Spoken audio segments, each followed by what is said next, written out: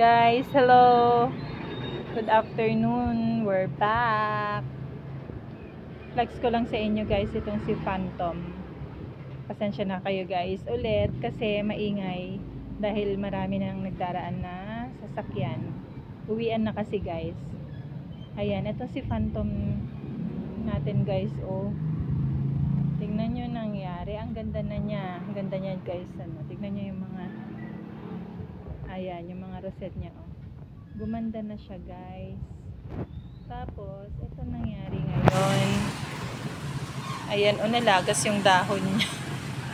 Yung mga estudyante kasi kanina nasagi nila to, nandun kasi siya sa gilid sa ibabaw ng upuan. Ayan, sumiksik sila dun, sagi, nagkatanggal-tanggal yung mga dahon guys. Ayan, kawawa naman.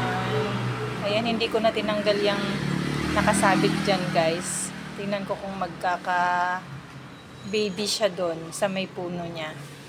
Ayan, ang daming leaves na natanggal guys. Oh, pinupuri ko pa naman to kagabi. Sabi ko, wow, ang ganda na ni Phantom, ganda na ng mga rosette niya, nakapag-adjust na siya dito sa akin. Pero ayan ang nangyari ngayon.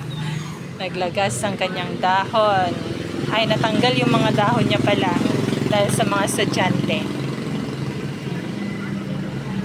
Tapos meron pa guys ang ginawa ng mga estudyante, yung Purple Delight ko. Wait lang guys, pakita ko sa inyo.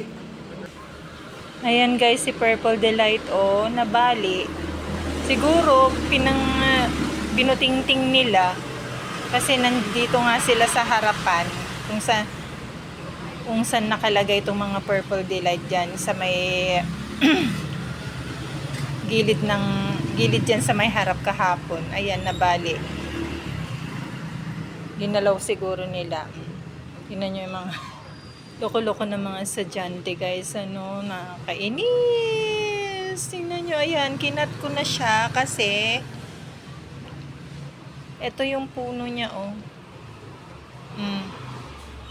Nabali rin siya dyan guys.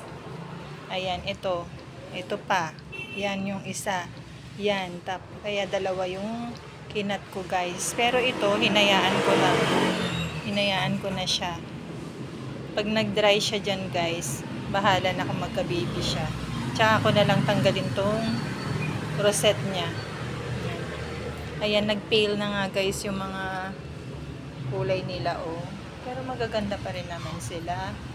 Ayan, yung mga purples natin, oh. Nag-pale na yung mga dahon nila. Hindi na gaya nung kararating galing Benguet. Ayan guys, oh. Ayan. Nag-pale na pero magaganda pa rin. Oh, ayan pa guys, oh. Nakalaylay yung isang dahon niya dito sa baba, oh, nagagalaw.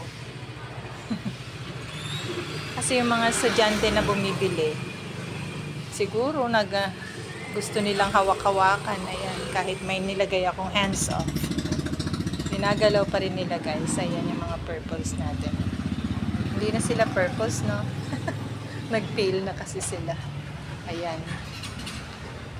Ayan sila guys. Kasi dito sila sa harap. Kasi yung morning sun, kaya gusto ko sila nandito sa harap. Nung nilipat ko kasi sila sa likod guys, hindi sila, tanghali na sila naarawan, tapos mainit masyado. Mas maganda dito sa may harap. Ayan. Pero yung mga estudyante naman, ginagalaw-galaw sila. Ayan sila guys.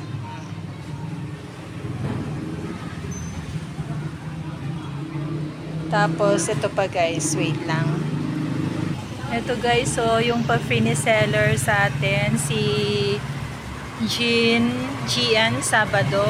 Ayan, ang ganda na niya guys. Ayan, oh. Hindi ko lang alam kung anong ID nito guys eh.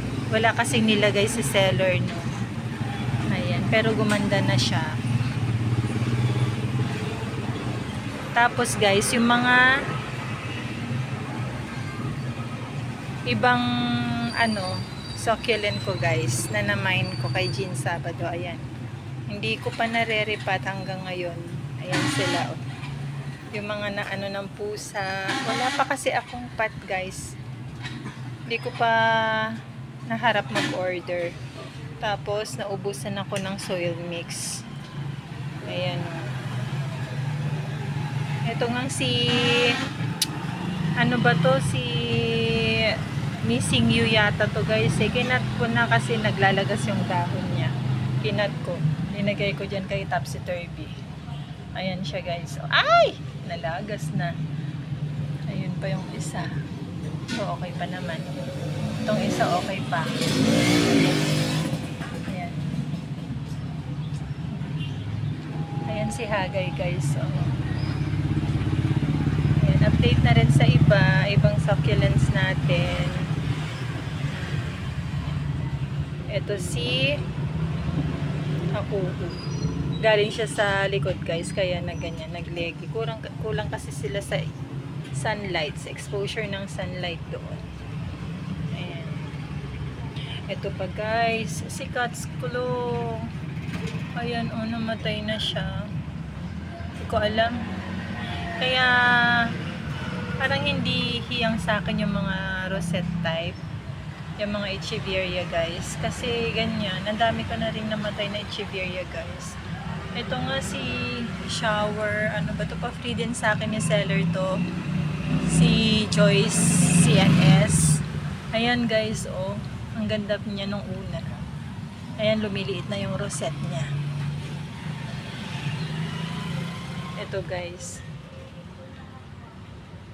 si Marble. Ayan yung mga Echeveria natin dito sa harap, guys. Ayan. Yung iba, ayan, naghihingalo na, oh. Ayun pa si Maria, guys, oh. Ang liit na niya. Ito si Ganzu. Okay pa naman, guys. Nire-rain or shine ko sila, guys, eh. Ito. Ito. Tapos si Var Blood Moon. Ito yung non-var natin na Blood Moon, guys.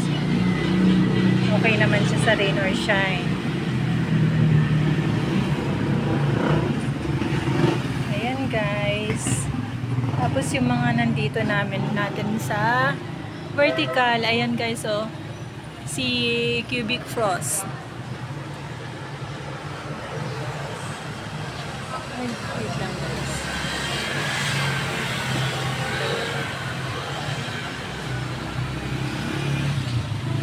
Cubic Frost. Parang hindi niya naman makita yung ano, yung rosette niya, parang madilim.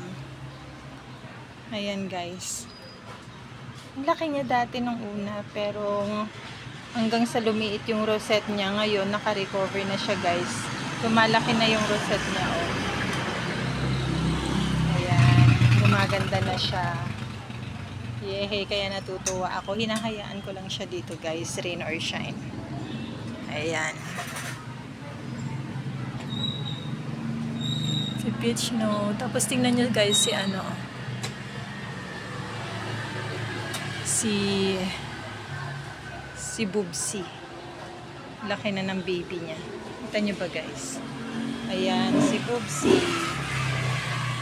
Laki na ng baby niya. Tapos may kasama siyang purple delight dito. Ayan. Hindi ko pa natatransfer. Nandito pa siya sa maliit na pot, guys. Ito si Durlu. Si Durlu, guys, ang dami niyang baby, oh. Kita nyo ba? Kaya lang maliliit. Kulang kasi talaga si sunlight. Ayan. Ayan yung mga sakis natin dito, guys. Sa may vertical na gate. Ayan si Kahaku, si Blue Surprise, si Laila Sina, ito si Pink Rosa. Tingnan nyo, guys, si Blood Moon. Ang dali pa lang i-propagate yung mga leaves niya, guys, oh. Halos lahat ng natanggal na leaves niya. Ayan, ang dami na niyang babies. Oh, ang Ang dami nang na-propagate sa leaves niya. Pero yung isang, naputol kasi yung isang rosette niya dyan guys. Tapos na hindi nakasurvive. Yung puno niya hindi rin nag-survive. Dalawa na lang to natira. Kaya yung mga leaves niya natanggal guys. Ayan sila nagtubuan. Ito si Hakuho guys. Ayan. Pati rin to si si Awayuki guys. Ayan. Nakabuhay din ako ng baby niya from leaves. Ayan. Dalawa. Nagka 2 heads siya guys. Tapos meron pa doon. Ayun. Andiyan. Isa guys. Ayun Hindi ko na matanggal kasi may roots na. Ayan. Ayan yung mga rosette natin dito guys. Tapos tignan niyo si cheesecake guys. Basang-basa sa ulan. Si ghost plant natin dito sa harap guys. Hindi ko pa sila nare-repat. Ito si sino ba to guys? Lagi ko nakakalimutan ng pangalan nito. Ano ba yan? Ayan guys, si variegated silver Fred Ives ba to? Silver Fred Ives. Ayan. Ang dami niyang babies. Ayan naka-recover na rin siya dito sa atin. Sa lowland. Bumababa si Mingming. Galing sa labas. Ay! Ayan guys. Ito pa si pangalan na naman. Habit ear. Ayan. Basang-basa sila sa ulan. Tapos nandito si Luella natin guys. Ang ating napakalaking Luella. Napaka-lush na Luella. Ito naman si Var Luella guys. Ayan. Ayan. Yung mga succulents natin dito sa harap. Ayan sila guys. Okay guys. Plinex ko lang sa inyo yung mga succulents natin dito sa harap. Kung ano nang nangyari sa kanila. Dahil matagal akong hindi nakapag-video sa pagka-busy. Ayan. Si Mendocay pala to guys. Mendocay, tama po ba? Opo, Mendocay. Ayan po. Tagal ko kasi hindi nag-video. Ayan guys. Okay. Thank you for watching guys. Bye. Sa susunod po ulit.